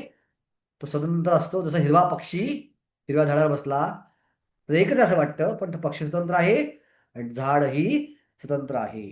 दुसरा प्रमाण म्हणतात सर्वगतः नित्यम सर्वगतः स्थानून. आत्मा सर्वत्र आहे. मग आपण विचार केला फक्त शरीरापुरता आहे, पण सर्वगत दुसरा अर्थ काय आहे तर बघा प्रभात काय म्हणतात सर्वगतः. सर्वगतः हा शब्द महत्वपूर्ण आहे, सर्वव्यापी. कारण भगवंताच्या सृष्टीमध्ये जीवात संपूर्ण सृष्टीमध्ये जीवात्मे आहेत, अशी कोणती जागा नाही आहे जिथं जीवात्मे नाहीत. व्हॅक्युम मध्ये पण जीवात्मे आहेत, सूर्यामध्ये जीवात्मे आहेत, लोकालोक पर्वताच्या पलीकडे जीवात्मे आहेत. इवन पृथ्वीवरचं जे कव्हरिंग्ज आहेत, आपल्या विश्वावरचे कव्हरिंग्ज आहेत, विश्वाच्या वरती 7 कव्हरिंग्ज आहेत. भूमी, आपो, अनल, वायू, खम, मन, बुद्धी, सगळे कव्हरिंग्ज आहेत. त्या प्रत्येक कव्हरिंग मध्ये पण जीवात्मा आहे. बघा, तिथं पण आत्मा राहतो. तिथं पण सृष्टी आहे, त्या कव्हरिंग मध्ये ऐश्वर्य आहे. तिथं पण तिथे जीवात्मा राहू शकतो, राहतो राहत. अशी कोणतीच जागा नाही त्या जीवात्मे नाहीये. सो माणसं म्हणतात ना, चंद्रावर जी सृष्टी नाहीये, सूर्यावर नाहीये, हे पूर्णपणे चुकीचं आहे. ही गोष्ट निसंशयपणे आहे. ते भूमीवर आहेत, पाण्यामध्ये आहेत, हवेमध्ये आहेत, पृथ्वीच्या पोटात आणि अग्नीमध्ये राहतात. अग्नीमध्ये जीवात्म्यांचे निर्जलीकरण होते, हा सिद्धांत मान्य करता येत नाही. काही काही जीवात्मे असे सायन्सचं प्रूव्ह केलेलं आहे, जे फक्त ज्वालामुखीवर जिवंत राहतात आणि ज्वालामुखीतून बाहेर काढले की मरतात. तेवढं टेम्परेचर असेल तर जिवंत राहतात ते, अदरवाईज मरतात. या ठिकाणी स्पष्टपणे सांगण्यात आले आहे की आत्मा हा अग्नीद्वारे जाळला जात नाही. म्हणून ही गोष्ट निसंशय आहे की सूर्यग्रहावरील तेथे राहण्यास योग्य शरीर असलेले जीवात्मे आहेत. जर सूर्यगोलावर वस्ती नसती तर सर्वगता हा शब्द अर्थहीन झाला असता. कोण जातं सूर्यग्रहावर? जो व्यक्ती आयुष्यभर फक्त भक्ती न करता ब्रह्मचर्याचं पालन करतो, भक्ती न करता नुसतं ब्रह्मचर्य राहतो, कडक ब्रह्मचर्याचं पालन करतो, तो व्यक्ती सूर्यगोलावर प्रवेश करतो. किंवा जो व्यक्ती धर्मयुद्धात मारला जातो, भक्ती न भक्ती न करता व्यक्ती धर्मयुद्धात मारला जातो, भले तो कुठल्याही पक्षाकडे लढत असेल, असा व्यक्ती सूर्यगोळ्यात प्रवेश करतो. ओके, परत श्लोक क्रमांक 25 मध्ये 25 आणि 26 दोन 25वा शेवटचा श्लोक आहे या सिरीज मधला, 17 ते 25 मधला आत्म्याचे गुणधर्म सांगणारा शेवटचा श्लोक आहे. इथं भगवंत आत्म्याचे गुणधर्म थांबवत आहेत या श्लोकाद्वारे. आणि एका प्रकारे आतापर्यंत जे गुणधर्म पाहिले आपण, त्यांना भगवंत एका श्लोकामध्ये समराईज करायचं, त्याचा सारांश सांगायचा प्रयत्न करत आहेत. अव्यक्तोयम अचिंतोयम अविकार्यम अच्युते तस्मात् एव विदित्वैवं नानुशोचितुम अर्हसि. पहिले भगवंत काय म्हणतात, इतकं ऐकलं आत्म्याबद्दल, जाता येत नाही, कापता येत नाही, मारता येत नाही, करता येत नाही, अविनाशी आहे, जन्म कधी झालं नाही आहे, कपडा जसं कपडे बदलतो आपण, अनेक अनेक अनेक गोष्टी आपण ऐकल्या आत्म्याच्या आत्तापर्यंत. सो भगवंतांनी समरस कसं केलं, बाबा रे अर्जुना, सांगायचा उद्देश एवढाच आहे की आत्मा अचिंत्य आहे, अविनाशी आहे, व्यक्त करता येते शब्दाद्वारे, अचिंत्य आहे, इनकन्सिवेबल आहे. हा आत्मा अदृश्य, कल्पनातीत आणि अपरिवर्तनीय आहे असे म्हणले जाते. अदृश्य, अदृश्य म्हणजे या डोळ्यांना अदृश्य. जर आध्यात्मिक दृष्टी असेल तर दृश्य आहे आत्मा, आत्मा लोक पाहू शकतात प्रत्यक्ष. कल्पनातीत किंवा अकल्पनीय, अचिंत्य. आणि हे जाणून तू शरीराबद्दल शोक करत बसू नकोस. इथं पहिलं कारण जे आहे करुणा, भौतिक करुणा, ती भौतिक करुणा करणं कसं चुकीचं आहे आणि भौतिक करुणाच्या नावाखाली युद्ध करणं कसं चुकीचं आहे, या श्लोकांमध्ये भगवंतांनी खोडून काढलेलं आहे. आता का बरं जीवात्म्याला अचिंत्य म्हणलेलं आहे? प्रभुपाद तात्पर्यात लिहितात. ओके ओके, पूर्वी वर्णिल्याप्रमाणे भौतिक गणनेनुसार जीवात्मा इतका सूक्ष्म आहे की अतिशक्तिशाली सूक्ष्म यंत्रातूनही त्याला पाहणे शक्य नाही. कोणत्याच भौतिक गोष्टी त्याला पाहणं शक्य नाही बेसिकली. या त्याला अव्यक्त म्हणले आहे. अव्यक्तोह्यम, अव्यक्त म्हणजे काय, तो पाहणं शक्य नाहीये. आत्म्याच्या अस्तित्वाशी विचार केला तर श्रुती प्रमाणापलीकडे किंवा वैदिक ज्ञानापलीकडे प्रयोगाकरता कोणत्याही जीवात्म्याचे अस्तित्व प्रस्थापित करता येत नाही. आपणाला सत्याचा स्वीकार केला पाहिजे. पण आत्म्याचे अस्तित्व अनुभवगम्य सत्य असले तरी आत्म्याचं अस्तित्व जाणण्याचं इतर कोणतंही भौतिक साधन नाही. साधन नाही, भौतिक साधन नाही. अशा अनेक गोष्टी आहेत की ज्या आपल्याला केवळ श्रेष्ठ प्रमाणांच्या आधारावर मान्य कराव्या लागतात. इलेक्ट्रॉन्स आहेत, हे मान्य करता का? अणूमध्ये इलेक्ट्रॉन्स आहेत, हे मान्य करता? आपण करतो ना मान्य? नंदकुमार ब्रो, मान्य करता का अणूमध्ये इलेक्ट्रॉन्स आहेत, की न्यूट्रॉन नावाचे कण आहेत, प्रोटॉन नावाचे कण आहेत? आपण मान्य करतो. वीज म्हणजे काय? इलेक्ट्रॉनचा प्रवाह आहे, हे मान्य करतो आपण. पण जगातल्या आजपर्यंतच्या कोणत्याही वैज्ञानिकानं इलेक्ट्रॉन डोळ्यानं पाहिलेलं नाहीये, आणि तो पाहता येणं शक्य पण नाहीये. यापुढे कधी पाहू शकणार नाहीये. किती मोठं सूक्ष्मदर्शी आली तर तो पाहता येणार नाही. कारण ज्या डोळ्याद्वारे पाहते, डोळे कशाचे बनलेत? इलेक्ट्रॉनचे बनलेत ना. ज्या यंत्राद्वारे पाहायचा प्रयत्न करतो ते यंत्र कसलं बनलंय? ते इलेक्ट्रॉनचं बनलंय. सो इलेक्ट्रॉनचे बनलेले डोळे, इलेक्ट्रॉनचं बनलं यंत्र, इलेक्ट्रॉन कधीही पाहू शकणार नाही. तरी पण मान्य करतो आपण. सायंटिस्ट प्रमाण किंवा शास्त्र प्रमाण, वैज्ञानिक प्रमाणावर मान्य करतात आपण. जरी पाहता येत नाही, अनुभवगम्यजन्य आहे. तर त्याचप्रमाणे आपण जिवंत आहोत, चेतना आहे, वेदना आहे, हा अनुभव आपल्याला आहे. आणि श्रुती सांगतात किंवा वेद सांगतात अनुभव कशामुळे आहे? आत्म्यामुळे आहे. आत्ता या क्षणी तो मान्य करावा लागेल. आणि पुढं भक्तिमय प्रगती केल्यानंतर आपण त्याची प्रत्यक्षदृष्ट्या याची देही याचिळा त्याला पाहू पण शकतो. आपण जर प्रगत स्तरावरती प्रगती केली तर. ओके, एक मिनिट.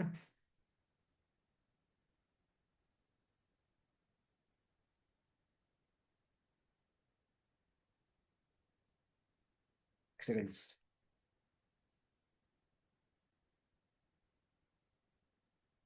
ओके, आता कदाचित भगवंताला आता आपली सिरीज संपली, तर सांख्ययोगाची सिरीज संपली, जिथे भगवंतांनी सांख्याद्वारे आत्म्याचं पृथक्करण केलंय, आत्म्याचं अनालिसिस केलेलं आहे. आणि अर्जुनाला युद्धाला प्रवृत्त करायला, युद्धाला प्रेरित करायचा प्रयत्न केलेला आहे. पण भगवंताला वाटलं कदाचित अर्जुनाला पटलेलं नाहीये, आणि तो सायंटिफिक विचार करतोय, तो आत्म्याच्या अस्तित्वावर विश्वास ठेवत नाही असं भगवंताला वाटलं. आणि भगवंत ठीक आहे, हरकत नाही. जरी तू मान्य केलंस आत्मा नाही आहे तरी युद्ध कर, असं भगवंत पुढच्या श्लोकात सांगत आहेत. सायंटिफिक लोकांना, नास्तिक लोकांना जरी, नास्तिक जरी असेल तरी भगवंत म्हणतात तरी हरकत नाही, तू नास्तिकच मान्य करतो मी, तरी युद्ध कर. 26 श्लोक. अथ चैनम नित्य जातम नित्या वा मन्यसे मृतम तथापि त्वं महाबाहो नैनम शोचितुम अर्हसी. तथापि जरी तुला वाटले की आत्मा हा नित्य जन्मतो आणि नित्य मृत होतो, तरी हे महाबाहो तू शोक करणे योग्य नाही. एनिवे ते मरणार आहेत ना एक दिवस. हे ते मरणार नाही, मग शोक का करतोस तू? आणि आपण जर केमिकल आहोत, डार्विनचे मान्य केले आपण त्या क्षणी की रसायनाचा पुंजका आपण बघतो आहोत, कॉम्प्लेक्स केमिकल रिॲक्शन आपली उत्क्रांती झाली आहे, असं जरी आपण मान्य केलं या क्षणी, तर पण मी केमिकल आहे, ते केमिकल आहे. एखादं केमिकल आपल्या डोळ्यासमोर गेलं तर समस्या काय? रडण्याचं कारण काय त्यासाठी? शोक करण्याचं कारण काय? काय आहे का? नाही कारण. तू केमिकल, ते केमिकल, चल काम फटाफट.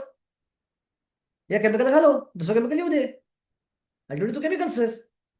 कोणत्याही प्रकारे शोक करण्याचं कारण नाही.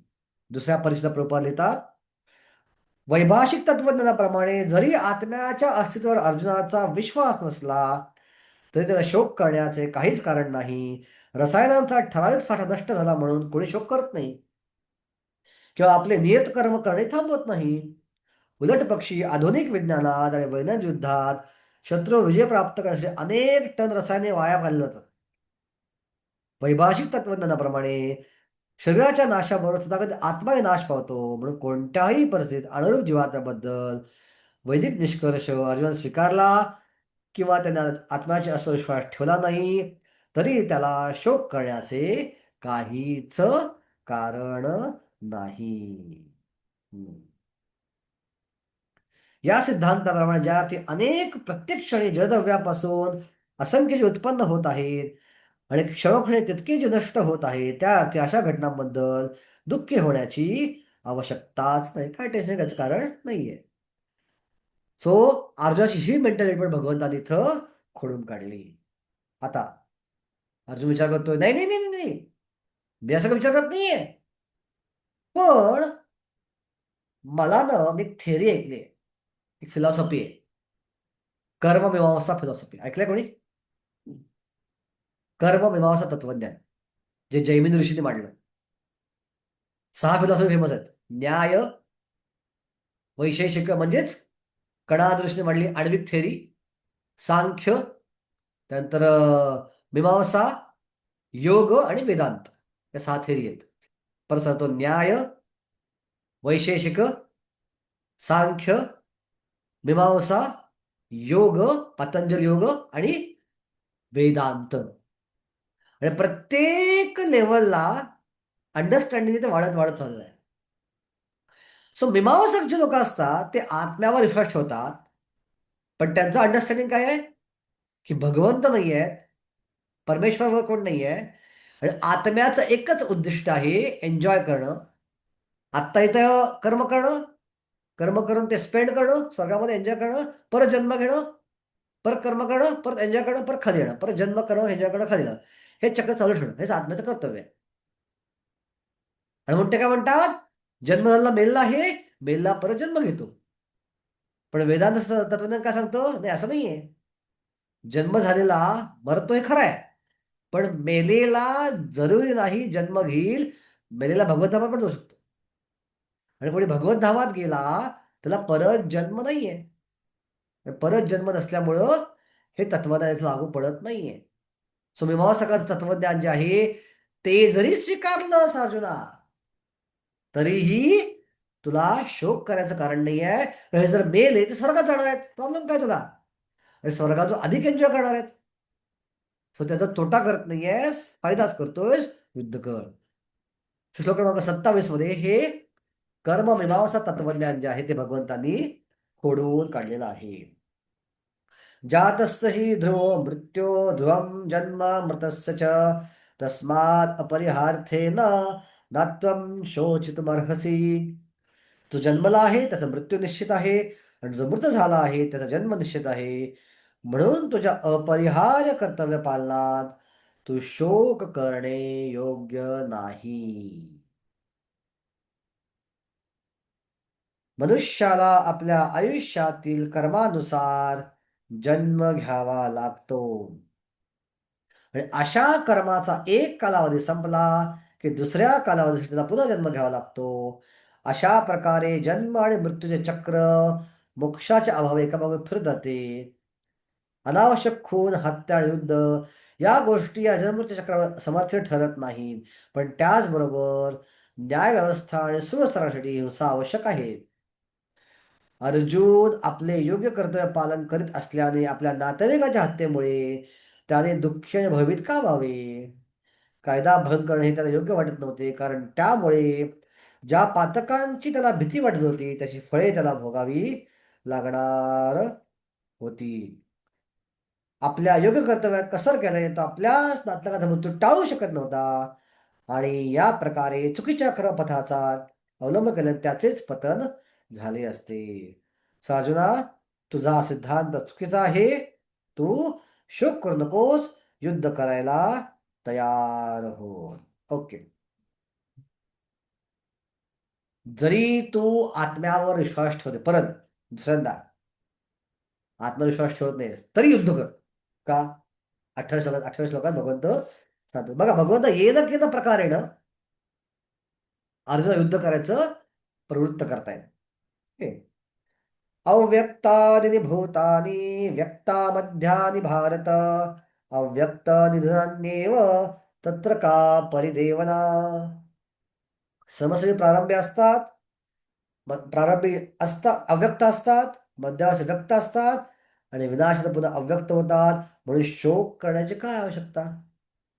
अर्जुन म्हणेल की आता माझ्यासमोर व्यक्त रूपात भीष्म आणि द्रोण आहेत, नंतर अव्यक्त होतील, आणि अव्यक्त झाल्यावर ते कुठे मला माहित नाही, म्हणजे त्याला का मारू? भगवंत म्हणतात, अरे मेल्यानंतर ते अव्यक्त होणार आहेत, तर तू का शोक करतोयस? आधी अव्यक्त होते, आणि नंतर अव्यक्तच आहेत. मध्ये काही काही व्यक्त आहेत. व्यक्त व्यक्ती समोर दिसते माझ्या, ती मेल्यावर अव्यक्त होईल, तेव्हा व्यक्त व्यक्ती माणूस दूर जाईल. मग तू का तेव्हा मला शुद्ध करायचं नाही, मला शोक होतोय. भगवंत म्हणतो हरकत नाही ना, पण ह्याच्या आधी पण अव्यक्त होतीस ना. अव्यक्त होती, व्यक्त झाली, परत अव्यक्त झाली, तुला काय टेन्शन घ्यायचं? त्याच्या मूळ रूपात जातीये. तुला चिंता करायचं कारण नाहीये. तू शोक का करतोस? तू युद्ध करायला तयार हो. ओके.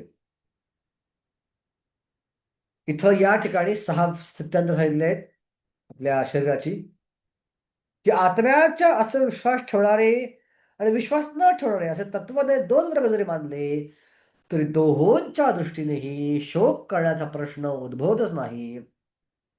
आत्म्याच्या अस्तित्वावर विश्वास न ठेवणाऱ्या वेदविद्येचे अनुयायी नास्तिक असे म्हणतात.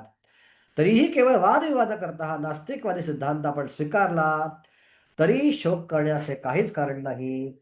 आत्म्याचे स्वतंत्र अस्तित्व सोडले तर भौतिक तत्वे सृष्टीच्या निर्मितीपूर्वीच अप्रकट राहतात. त्याचप्रमाणे आकाशातून वायू उत्पन्न होतो, वायूपासून अग्नी, अग्नीपासून जल, जलापासून पृथ्वी उत्पन्न होते. अव्यक्तातून सूक्ष्म अवस्थेतून व्यक्त उत्पन्न होते आणि परत ते अव्यक्त अवस्थेत जाते. तर त्यामध्ये जसं एक लॉ ऑफ कन्झर्वेशन एनर्जी आहे, की ऊर्जा निर्माण करता येत नाही, ऊर्जा नष्ट करता येत नाही, तिचे एका ऊर्जेत दुसऱ्या ऊर्जा बंद करता येते. तसं तर सगळंच अव्यक्त होतं. ती ऊर्जा आहे, ती ऊर्जा व्यक्त झाली आणि परत अव्यक्त झाली. एका ऊर्जेत दुसऱ्या ऊर्जेत रूपांतर आहे. यात शोक करण्याचं कायच कारण आहे? काहीच कारण इथं शोक करण्याचं नाहीये. तर भागवतच्या दुसऱ्या स्कंदात सांगितले निर्मिती कशी होती. तर सगळ्यात पहिला बीजरूपी सूक्ष्म विश्वावरती भगवंत डोळा टाकतो. आणि डोळा टाकला, आपला दृष्टिक्षेप टाकला की त्याच्यामध्ये 3 गुण जे होते ऑलरेडी ते ऍक्टिव्हेट होतात आणि टाइम चालू होतो. त्याच्यावरपर्यंत टाइम नव्हतं, टाइम चालू होतो. या 3 गुण ऍक्टिव्हेट झाल्यामुळे त्या बीजरूपी विश्वासाचा प्रधान म्हणतात रूपांतर महत्त्वामध्ये ऍक्टिव्ह प्रधान. आणि त्या महत्त्वामध्ये तमोगुणाच्या कॉम्बिनेशनमुळे आणि टाइममुळं अहंकार तयार होतो. आणि त्या अहंकारावर प्रत्येक गुण काम करतो. सत्वगुण काम करतो अहंकाराबरोबर आणि काय तयार होतं? मन तयार होतं आणि देवता तयार होतं. रजगुण काम करतो अहंकाराबरोबर आणि तयार होती बुद्धी. आणि तमोगुण काम करतो अहंकारावर आणि सगळे हे 5 तत्व पृथ्वी, आप, वायू, खम, वायू हे 5 तत्व तयार होतात आणि 5 तन्मात्रा तयार होतात. तर हे तयार कसं होतं तन्मात्रा? सगळ्यात पहिला आवाज येतो. आवाजातनं काय येतं? आकाश. आकाशातनं काय तयार होतं? रूप तयार होतं. आकाशातनं तयार होतो स्पर्श. स्पर्शात तयार होतो वायू. वायूचं तयार होतं रूप. रूपात तयार होतं अग्नी. अग्नीचं रूपांतर होतं स्पर्शामध्ये. स्पर्शाचं रूपांतर होतं पाण्यामध्ये. पाण्याचं रूपांतर होतं श्वासामध्ये आणि वासाचं रूपांतर होतं पृथ्वीमध्ये. अशा हे कॉम्बिनेशन आहे. आणि ज्यावेळी योगी हा मुक्ती प्राप्त करतो प्रत्येक तत्वाला तो त्या त्या तत्वामध्ये मिक्स करतो आणि फायनली फक्त आत्मा होतो. त्या आत्म्याला तो भगवत धामात घेऊन जातो. ही जस निर्मितीची प्रक्रिया आहे अव्यक्त व्यक्त व्यक्ताकडनं अव्यक्त, ह्याच्यामध्ये कोणत्याही प्रकारे शोक करण्याचं कारण भगवंतांना वाटत नाही. यामुळे अर्जुनाचा शोक करू नकोस. Okay okay. श्लोक क्रमांक 29. आश्चर्यवत् पश्यति कश्चिदेनम् आश्चर्यवत् वदति तथैव चान्ये आश्चर्यवच्च चैव मन्या शृणोति श्रुत्वापीदं वेद न चैव कश्चित्. कोणी या आत्म्याकडे विस्मयकारक म्हणून पाहतात, कोणी याचे वर्णन अनुभवतात आणि कोणी याच्याबद्दल आश्चर्यकारक म्हणून ऐकतात. परंतु दुसरे असे आहे की जे त्याच्याबद्दल ऐकल्यावरही त्याला मुळीच जाणू शकत नाही. काही लोक तर ऐकतात आत्मा कशी आश्चर्यकारक आहे, कोणी त्याकडे वर्णन करतात हो आत्मा आश्चर्यकारक आहे, कोणी पाहतात आश्चर्यकारक म्हणून. पण नक्की आत्मा काय आहे हे जाणणं तेवढं सोपं नाहीये. भगवंत अर्जुनाला अशा प्रकारे सांगत आहेत की सोल इज इनकन्सिवेबल. सोल हा इनकन्सिवेबल आहे. काय इनकन्सिवेबल आहे? कारण का जो आत्मा, जो केशाच्या 10,000 भागाला आत्मा आहे, जो अमिबामध्ये आहे, तेवढाच आत्मा हत्ती शरीर पण आहे. तेवढाच आत्मा अमिबा शरीर चालवतोय आणि तोच आत्मा हत्ती शरीर पण चालवतोय. सोपं अनालॉजी एकदम. एक माणूस सायकलवर बसलाय, माणसाचा आकार तेवढाच आहे, सायकलचा आकार वेगळा आहे. तो माणूस नंतर मोटरसायकलवर बसला, मोटरसायकल आकार मोठा आला, माणसाचा आकार तेवढाच आहे आणि तोच माणूस गाडी चालवतोय. तोच माणूस नंतर कारमध्ये बसला, कारचा आकार वाढला, पण आतला माणूस तेवढाच आहे. तोच माणूस नंतर रेल्वेत बसला, रेल्वेचा आकार वाढला, किंवा बसमध्ये बसला, बसचा आकार वाढला, पण आतला माणूस तेवढाच आहे. तोच माणूस नंतर रेल्वेत बसला, आकार अजून वाढला गाडीचा, आतला माणूस तेवढाच आहे. तोच माणूस विमानात बसला, आकार अजून वाढला, पण आतला माणूस तेवढाच आहे. त्यामुळे शरीर बदलतायत, आतला आत्मा हा तेवढाच होतोय आणि तेवढाच आत्मा या सगळ्या गाड्या चालवतोय. म्हणून आत्मा आश्चर्यकारक आहे असं प्रभुपाद म्हणत आहे. पदार्थाबद्दलच्या स्थूल जडवादी संकल्पनेमुळे या युगातील बहुतेक लोक हा सूक्ष्म कण एकाच वेळी महान आणि सूक्ष्म कसा असू शकतो हे समजू शकत नाहीत. वास्तविक आत्म्याच्या स्वरूपामुळे किंवा वर्णनामुळे लोक त्याच्याकडे आश्चर्यकारक म्हणून पाहतात. भौतिक शक्तीने मोहित झाल्यामुळे ते इंद्रिय तृप्तीमध्ये इतके मग्न असतात की आत्मज्ञानाप्राप्तीसाठी त्यांच्याकडे अत्यल्प वेळ असतो. जीवनार्थ संघर्षामध्ये आत्मज्ञानाविरहित सर्व कार्ये व्यर्थ ठरतात, ही वस्तुस्थिती आहे. आत्म्याबद्दल श्रवण करण्यासाठी इच्छुक असणारे काही लोक सत्संगामध्ये प्रवचन ऐकतही असतील, परंतु काही वेळा अज्ञानवश आत्मा आणि परमात्मा यांच्या परिमाणातील भेद न जाणता ते एकच आहेत या समजुतीद्वारे त्यांची दिशाभूल केली जाते की आत्मा आणि परमात्मा वेगळे आहेत आणि त्यातच मायावादी तत्वज्ञान किंवा निर्विशेष तत्वज्ञान जन्माला येतं. प्रभुपाद वारंवार या गोष्टीला खोडतायत. प्रबोध जीवनाचं उद्दिष्ट आहे निर्विशेष शून्यवादी. कुठेही मायावाद असेल त्याला खंडन करणं, हेच त्यांच्या जीवनाचं उद्दिष्ट आहे. भारत देशामध्ये आणि जगभरामध्ये निर्विशेषवाद किंवा मायावाद भरभरून भरला आहे.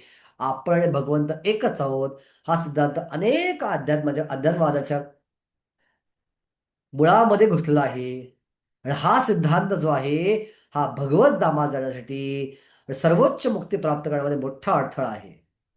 म्हणून प्रभुपाद वारंवार हा खोड्याचा प्रयत्न करत आहे. आत्म्यासंबंधीचे ज्ञान जाणण्याचा अत्यंत सोपा मार्ग म्हणजे सर्वश्रेष्ठ प्रमाणित अधिकारी भगवान श्रीकृष्ण यांनी भगवद्गीतेत सांगितलेल्या उपदेशाचा इतर सिद्धांतामुळे विचलित न होता स्वीकार करणे. श्रीकृष्णांचा पुरुषोत्तम भगवान स्वीकार करण्यामुळे मनुष्याने या जन्मात किंवा पूर्वी जन्मात महान अशी तपस्या आणि त्याग करणे अत्यावश्यक आहे. परंतु श्रीकृष्णांना याप्रमाणे जाणणे केवळ शुद्ध भक्तांच्या अहेतुक कृपेने शक्य आहे, अन्य कोणत्याही उपायाने नाही. ओके, भरपूर ऐकलं आत्म्याबद्दल. आता प्रश्न रेंगाळतो अर्जुनाच्या मनामध्ये. ऐकलं ऐकलं, कळलं कळलं कळलं, सगळं मान्य करतो. आता मी काय करू? बरेचदा आपण एखादी गोष्ट उपदेश करतो आपल्या मुलांना, नातेवाईकांना, मित्रांना, मैत्रिणींना, आप्तेष्टांना, आणि कधी कधी आपण एवढा उपदेश जास्त करतो की लोक वैतागतात. कळलं कळलं बास आता. विस्ता बोलो आपल्या आईला, आईला फार सवय उपदेश करायची सारखी. हे करणं नको, ते करणं नको, ते करणं नको, असं आहे तसं आहे तसं आहे, हे होईल ते होईल ते होईल ते होईल माझ्या आईला उपदेश करायची लहानपणी, लहानपणी तरुणपणी. लहानपणी ऐकतो आपण थोडं, लहानपणी आपण निरागस असतो, पण तारुण्यामध्ये येतो आपण जेव्हा कॉलेजमध्ये जायला लागतो तर आपल्याला काय वाटतं, शेंग फुटतात आपल्याला, आपल्याला वाटतं माझं कळतं, मला फार समजतं. आणि त्यावेळी उपदेशाचे डोस येतात किंवा फार त्रास होतो. आपण काय म्हणतो, हा कळलं सगळं तुझं, पण काय करायचं नक्की सांग, काय करू, हे करू का नको, सांग पटकन. काहीशी तशी अवस्था अर्जुनाची झाली की नक्की मी काय करू. कन्क्लुझिव्हली मला सांगायचा प्रयत्न करा. भगवंत या संपूर्ण संपूर्ण आत्म्याच्या सिरीजला थांबवत आहेत श्लोक क्रमांक 30 मध्ये आणि कन्क्लुजन देतात या सगळ्या सिरीजचं. देहे नित्यमवध्योऽयं देहे सर्वस्य भारत तस्मात् सर्वाणि भूतानि नात्वं शोचितुमर्हसि. हे भरतवंशा, या देहामध्ये जो वास करतो त्याचा कधीच वध होत नाही आणि म्हणून कोणत्याही प्राणीमात्रांसाठी शोक करण्याची आवश्यकता नाही. बस हे कन्क्लुजन आहे की तुझं भौतिक स्तरावर शोक करतोयस, तुला जी करुणा वाटते आहे ती चुकीची आहे. ती करुणा त्यागून दे. शोक कर बसू नकोस. हातात गांडीव घे, युद्धाला तयार हो. हे माझं कन्क्लुजन आहे अर्जुना. कारण हे शरीर नाही आहेत, हे आत्मे आहेत, हे मरणार नाही आहेत, हे जाणून घेतो. ओके, आता भगवंत इथं थांबतायत आणि इथं भगवंत पहिलं कारण पूर्णपणे खोडून काढतायत, भौतिक करुणा. दुसरं कारण, ठीक आहे, दुसरं कारण काय होतं युद्ध न करण्याचं? एन्जॉयमेंट निघून जाईल. माझी एन्जॉयमेंट निघून जाईल. मला एन्जॉय करता येणार नाही. माझा इंद्रिय भोग जाईल. मी जरी राज्य प्राप्त केलं पण ते राज्य दाखवायला, त्यांच्यासमोर मिरवायला ते कौरवच नसतील तर काय आनंद मिळणार आहे? त्या गुरुला मारून ते म्हणलं राज्य म्हणतं काय आनंद मिळणार आहे? माझा आनंदच मिळणार नाही मला. मग काय युद्ध करू मी? आठवा, दुसरं कारण होतं अर्जुनाचं युद्ध न करण्यामागचं. श्लोक क्रमांक 31 ते 38 मध्ये भगवंताने सांगितलंय की युद्ध केल्यानं तुझी एन्जॉयमेंट जाणार नाही आहे.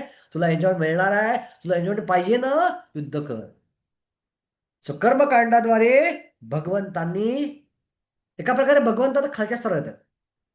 हे न केल्या प्रकारे अर्जुन युद्धाला प्रवृत्त करण्यासाठी आत्म्या स्तरावर थोडा खालच्या स्तरावर येत आहे. एन्जॉयमेंट स्तरावर येतात, जे भौतिक स्तरावर आहे किंवा कर्मकांड स्तरावरती आहे. त्या स्तरावरती भगवंत येत आहेत आणि प्रवृत्त करायचा प्रयत्न करत अर्जुनाला की युद्ध करायचा प्रयत्न कर. आता बघूया भगवंत काय सांगतायत. आता हे श्लोक लिटरल श्लोक नाहीत बरं का, पण हे भगवंत टेम्पररीचे श्लोक आहेत. हे शाश्वत श्लोक नाही आहेत किंवा शाश्वत स्तरावर भगवंत बोलत नाहीयेत. टेम्पररी तुझी एन्जॉयमेंट नष्ट होणार नाही बाबा, युद्ध कर, हे सांगण्यासाठी काही गोष्टी भगवंत सांगतायत. ओके, कधी कधी सांगतो ना बोला आपल्या की आपल्या बरोबरच्यांना किंवा ओळखीच्यांना की चल बांधतो काही काळ तुझं गोष्ट मी, तुझी गरज खरं म्हणू, तरी पण हे असं होणार नाहीये. जसं आपण सिद्ध करतो तसं आपण भगवंत म्हण चल तुझं कर्मकांड मान्य करतो मी, पण कर्मकांड सहज आलो तर युद्ध करणं फायदेशीर आहे. कसं ते आपण आता श्लोक क्रमांक 31 ते 38 मध्ये बघायचा प्रयत्न करूया. 15 मिनिटं बघू शक्य होतं का, हे सिरीज संपते का आपली, जेणेकरून आपण 2:30 आपलं थांबवायचं आहे. पुढची जी महत्वाची सिरीज आपण सगळ्यात शेवटची सिरीज घेतली आध्यात्मिक स्तरावरची, ते आपण पुढच्या रविवारपासून चालू करू शकू. ओके, श्लोक क्रमांक 31. स्वधर्मम अपि चावेक्ष न विकंपितुम अर्हसि धर्माद्यम यदृच्छयो यद्युद्धक्षयोन्यात् क्षत्रियत्रयस्य न विद्यते. क्षत्रिय नात्याने तुझ्या विशिष्ट कर्तव्याचा विचार केला असता तुला जाणले पाहिजे की धर्मतत्वांसाठी युद्ध करण्यापेक्षा श्रेष्ठ असं कोणतंही कार्य नाही. यास्तव तू संकोच करण्याची आवश्यकता नाही. आता क्षत्रियाचं काम काय? युद्ध करणं, हिंसा करणं. कोणासाठी? दुसऱ्याचं संरक्षण करण्यासाठी किंवा प्रजेचं संरक्षण करण्यासाठी. आणि वर्णाश्रम धर्मानुसार जो कोणी आपली ड्युटी करत नाही त्याला नरक यातना भोगाव्या लागतात. सो अर्जुन, तुला वाटतंय की तुला एन्जॉय मिळणार नाहीये, पण क्षत्रिय कर्तव्य तुझं केलं नाहीस तर काय होणार आहे? तुला नरक यातना भोगाव्या लागतील. यापेक्षा तुझ्यासाठी, क्षत्रिय लोकांसाठी कोणतंच महत्वाचं कार्य नाही. तुला नेमून दिलेलं कार्य आहे शास्त्राद्वारे ते, तेव्हा तुला ते केलंच पाहिजे. सो तू अविचारीपणे वागू नकोस. तुझ्याच आनंदासाठी तुझं कर्तव्याचं पालन कर, असं भगवंत इथं सांगत आहेत. ओके ओके, पुढे भगवंत सांगतात 32व्या श्लोकामध्ये की ओके अर्जुन म्हणजे पण मान्य करतो, पण मी जर मेलो तर युद्धामध्ये कुठे गेला माझा आनंद? अरे मेल्यावर आनंद मिळणार आहे. कसा? भगवंत सांगतात श्लोक क्रमांक 32 मध्ये यदृच्छया चोपपन्नं स्वर्गद्वारम अपावृतम सुखिनः क्षत्रिया पार्था लभन्ते युद्धमीदृशम. हे पार्थ, ज्या क्षत्रियांना अशा युद्धाची संधी प्रयत्न न करता येते ते खरोखर सुखी आहेत. कारण या संधीमुळे त्यांच्यासाठी स्वर्गाची द्वारे सताड उघडी होतात. युद्धामध्ये मारला गेलास स्वर्ग मिळणार आहे. धर्मयुद्धामध्ये मारलं जाणं हे भाग्याचं लक्षण असतं. सैनिकी रक्त नावाचा धडा होता मला मराठीमध्ये असं लहानपणी. सैनिकी रक्त. सैनिकाची इच्छा कशी असती, कसं मरण यावं, भेकडासारखं मरण नको मला. सगळ्या तोफांच्या सलामीमध्ये, गोळ्यांच्या आवाजामध्ये, रक्ताच्या आभूषणांमध्ये मला गोळी लागून युद्धामध्ये युद्धवीर गती प्राप्त व्हावी. एक सैनिक रक्त असतं ते. असं मला मरण यावं. आणि तेव्हा क्षत्रिय युद्धाला घाबरत नाहीत, त्यांना आनंद होतो. जोगिंदर सिंग नावाचा एक भारतीय सेनापती, भारतीय मेजर होता.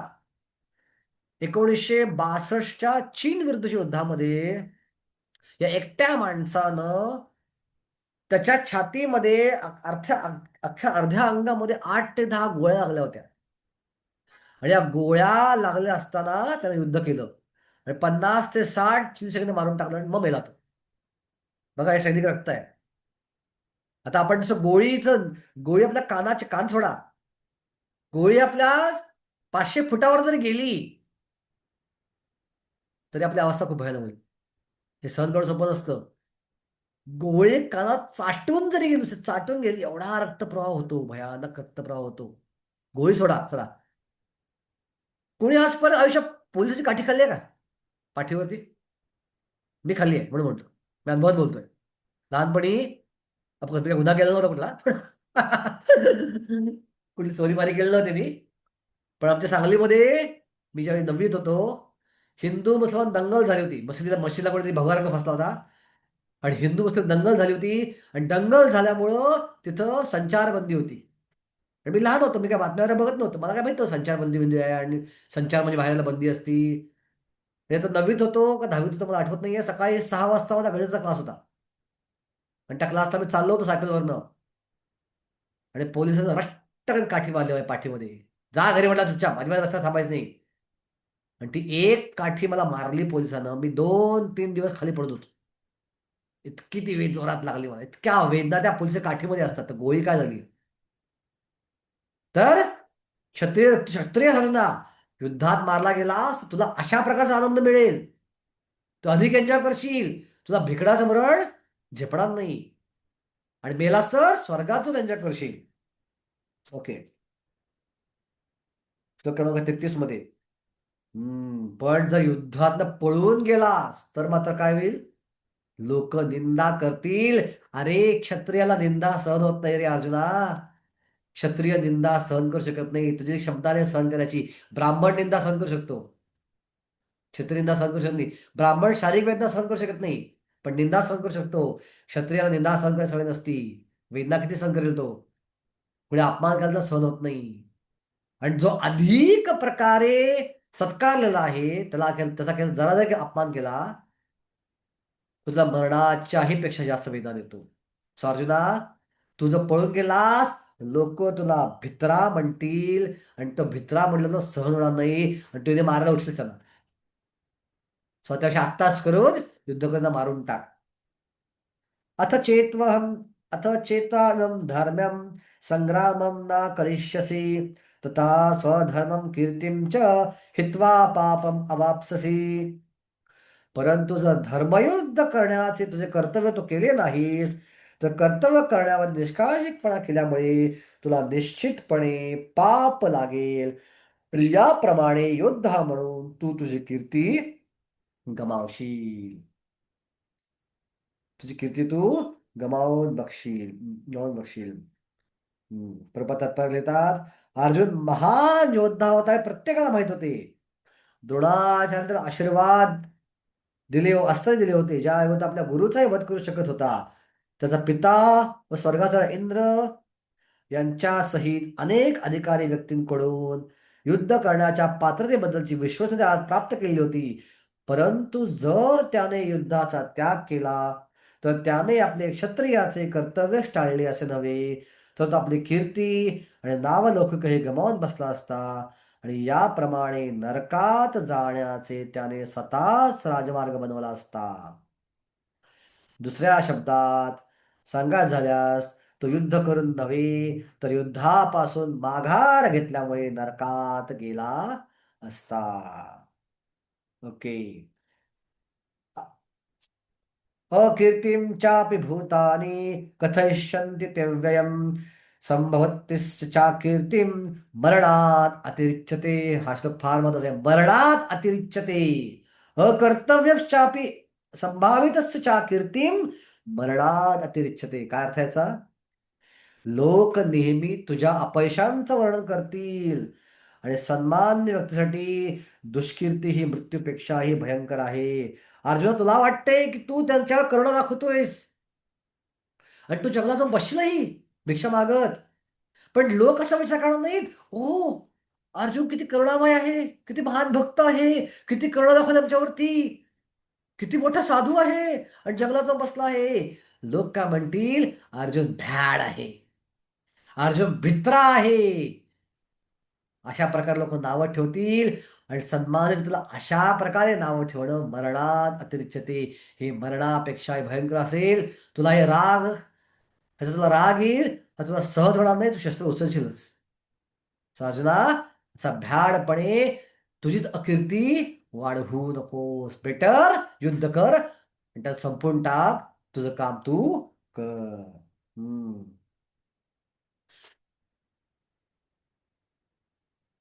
अर्जुना, युद्धारंभ होण्यापूर्वी जर तो युद्ध सोडून गेला तर तुला भ्याड म्हणतील.